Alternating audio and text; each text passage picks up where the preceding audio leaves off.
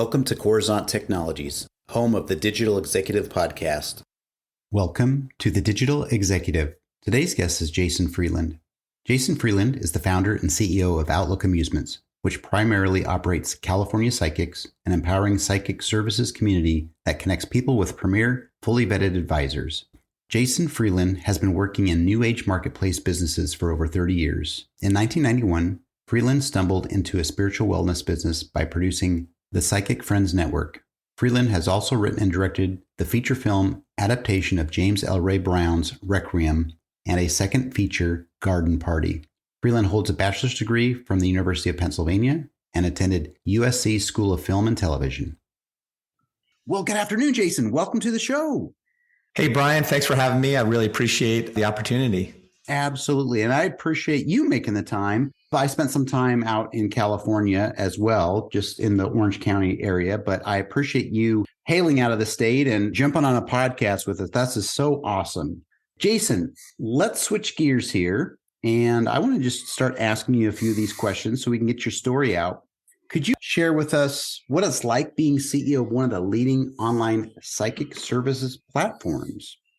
I got into this business completely by accident. So I was driving a limo. I'm from Baltimore, Maryland, moved out to California and was trying to make it in the film business, driving a limo, and wasn't the best job. I had a friend whose father wanted to do an infomercial about psychics. So for those of you probably who don't know what an infomercial is back in the 80s, Ronald Reagan deregulated TV so that stations could start selling overnight time in blocks, half-hour commercials to anybody who wanted to buy it. And so we made a very successful infomercial called Psychic Friends for him. And at that point, I had a business partner who I had met in college, and he wanted to start his own company. And I just followed him into the company. And the key realization that we had was that this was not a fad. Like a lot of people wondered whether, okay, in the 90s, people started to see these infomercials about psychics and call in and want to talk to a psychic.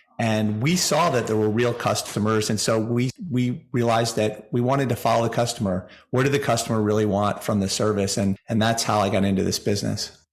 I love stories like these. And there's always a backstory, especially with entrepreneurs, right? But the fact that one thing led to the other, I mean, East Coast to West Coast, limo driver, and that's life, right? It's kind of a kismet, so to speak. So I appreciate the story, the share. It's going to be great for our audience. And switching gears here, Jason, you've got quite the career as an entrepreneur in new age marketplace businesses. And of course, now you're the founder and CEO of Outlook Amusements. Could you maybe share with our audience the secret to your career growth and the business growth and what inspires you? Yeah, I pretty quickly started working for myself. So even when I was making those infomercials, I had a production company. And so I really look at a few things that inspire me. One is fear. Early on, when I started talking to other business owners or entrepreneurs, they would always ask the question, what keeps you up at night? And so fear of, hey, something could happen that you're not expecting, and you and everyone working for you are 100% depending on you to keep things going. So that's one of the things. Inspiring people to do their best work. I'm always looking at, as an entrepreneur, you're always thinking, hey, I can do anything. When I say I can do anything, I'm willing to try anything. I'm willing to try to learn how to do anything. And so inspiring people to get into that mindset. And sometimes it works and sometimes it doesn't. But when it works, those people really grow the business. It's really not me. And then knowing that you have to keep experimenting and that, be willing to fail. So you're an entrepreneur, you're failing, something works. And all of a sudden, you want to put all your energy into what's working. But if you don't keep experimenting and keep trying new things that likely aren't going to work, you're not going to stay in business. And one story I would say about that would be, early on, we were buying all of our advertising on Yahoo, and it was working really, amazingly well. And then, a year later, it wasn't working at all. Google came in and Yahoo just started to go downhill. And so experimenting, doing things that are not going to necessarily work out of the gate, that's really important. For career growth, I would say for me, all of that's really personal growth. I mean, I keep doing what I'm doing because I'm learning, I'm seeing about my limitations and I'm learning how to be a better leader, how to hold myself accountable. And I find that usually when I'm struggling, it's because I'm not willing to challenge myself to do something or think about something in a different way.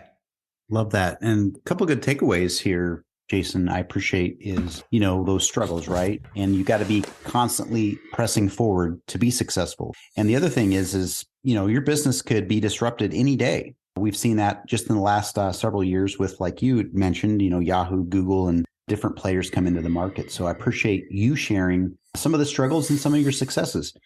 Jason, you've accomplished quite a bit in the entrepreneurial scene. We've just chatted about that, but maybe you could briefly share with us how to build a credible brand from the ground up.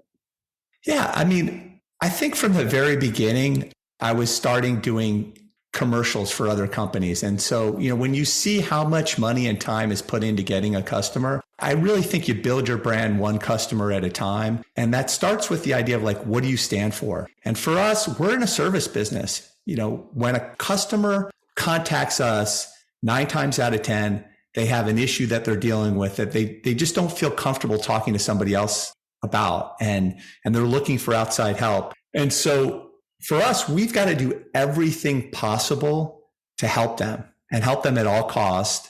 And because just having someone talk to us once, we never, it takes multiple interactions for us to start to break even on all the cost of finding a customer. And so, if you help someone, and even when things go wrong and you stick with the customer, you try to help them, that's how you build a brand. And that's for us, that's how we think of our brand, as sticking with the customer and really wanting to help them with whatever they're reaching out to us about.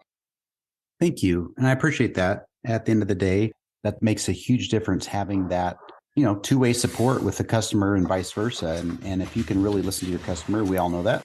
Yeah, I think about like Coca-Cola, and there was one year where they put out the white cans for Christmas, and everyone rebelled, against they said the Coke tasted different. Now, there's a lot of studies that talk about actually the color, that like if you have a white coffee cup, coffee will taste hotter. So it wasn't that the product tasted different, but the customer perceived that the product tasted different. And they did everything they could. They took that product off the shelf as fast as they possibly could because they value this strong relationship with the customer. And I think that's one of the reasons why that brand continues to endure.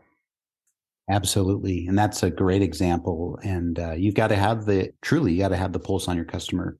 So Jason, last question. We're a technology publication platform podcast, as you know. So we do like to just ask our guests, a technology question. Are you leveraging any of this new or emerging technology in your business? And if you're not, maybe you found a cool tool or app you might share with our audience. Well, we certainly are. And I think we're constantly playing with new technology, rebuilding. We've rebuilt our platform multiple times, partially because I think as technology gets old, there's so much cost involved in maintaining, and it becomes harder to change. So we're always looking at new things.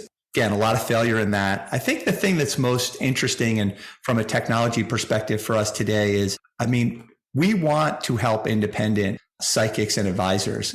Most people in this space are going to talk to someone not from a brand like ours, even though we do, I think, an amazing job for the customer. People mostly feel more comfortable talking to somebody independent. Maybe a friend recommended a psychic or an astrologer or tarot card reader, or you saw them on Instagram or TikTok. And so our focus today is taking our tools and helping other people build businesses like ours. We've been experimenting with this for a number of years. We have another project that is going to go into beta next month, and we'll see. I have all the different failures to hopefully lead to this success, but that's what I'm most focused on, I would say, from a technology perspective. Thank you. And we appreciate everybody's perspective that's on this show, because everybody has a different way they look at their technology. And that's awesome. So I appreciate that. We've extrapolated some great gems today, Jason. And I want to let you know it was a pleasure having you on today. And I look forward to speaking with you real soon. Brian, thank you for the opportunity. And if I can help you or any of your listeners in any way, just reach out. You can find me on LinkedIn or go to our website and email me, call me, whatever you want. Bye for now.